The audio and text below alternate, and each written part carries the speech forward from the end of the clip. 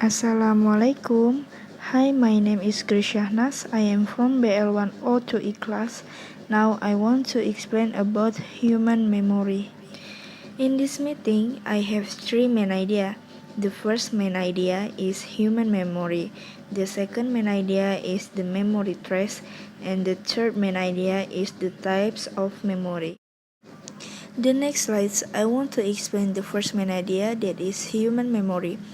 Human memory, formerly believed to be rather in evasion, is really much more sophisticated than that of a computer.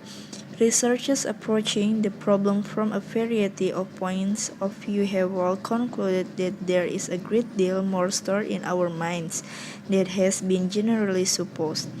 Dr. Wilder Penfield, a Canadian neurosurgeon, proved that by stimulating their brains electrically, he could elicit the total recall of complex events in his subjects' lives, even dreams and other minor events supposedly forgotten for many years suddenly emerged in detail. The next is the memory trace. The memory trace is the term from whatever forms the internal representation of the specific information about the event stored in the memory, assumed to have been made by structural change in the brain. The memory trace is not subject to direct observation but is rather a theoretical construct that is used to speculate about how information presented at a particular time can cause performance at a later time. Most theories include the strength of the memory trace as a variable in the degree of learning, retention, and retrieval possible for a memory. One theory is that the fantastic capacity for storage in the brain is the result of an almost unlimited combination of interconnection between brain cells stimulated by patterns of activity. Repeated reference to the some information support recall, or to say that another way, improved performance is the result of strengthening the chemical bonds in the memory. The next slide is the types of memory.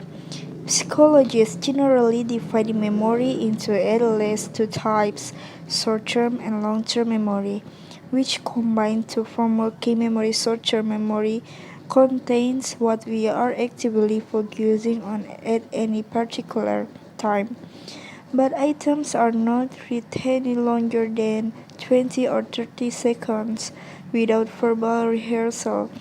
We use short-term memory when we look up a telephone number and repeat it to ourselves until we can place the call. On the other hand, long-term memory can store facts, concepts, and experience after we stop thinking about them. All conscious processing of information, as in problem solving, it, for example, involves both short-term and long-term memory. As we repeat, rehearse, and recycle information, the memory trace is strengthened, allowing the information to move from short-term memory to long-term memory. Finally, his conclusion: human memory is actually more efficient and more powerful than the computer, and it can be concluded that very much is stored in the human mind. The memory trace is the term for whatever forms the internal representation of the specific information about the event stored in the memory. Memory is divided into two types, namely short-term memory and long-term memory. Working memory is format. Okay, thanks for attention. Wassalamualaikum.